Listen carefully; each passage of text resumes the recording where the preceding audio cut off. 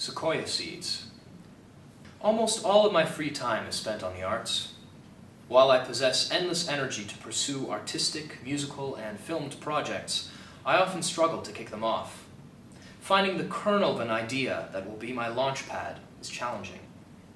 I remind myself, however, that just as a plant needs only one seed to sprout, getting a creative project underway requires merely a single, fertile, initial idea. 4 years ago, my family and I traveled to California to visit Sequoia National Park. When we arrived, the majestic trees overwhelmed me. Looking up at the gigantic redwoods, my little sister and I imagined ourselves as the borrowers, shrunken individuals dwarfed by the magnificence of the forest. I played a game with her in which I had to find her hiding spot inside the cavernous roots. If it were not for her bright orange shoes, she could have been lost forever.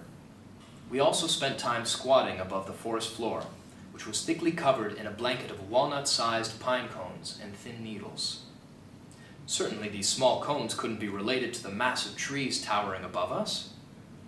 My parents later taught us that these were indeed the sequoia cones, containing hundreds of seeds the size of oatmeal flakes. The diminutive seed sprouts one day, and over time, flourishes into giant redwood beauties for all to experience. How is it possible that an object that tiny can be the origin of one of the world's tallest living organisms?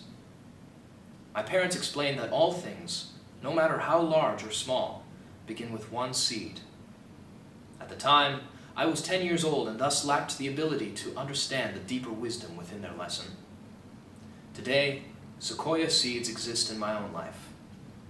If I allow even the tiniest artistic, musical, or video idea to bloom, it too possesses the potential to mature into something magnificent.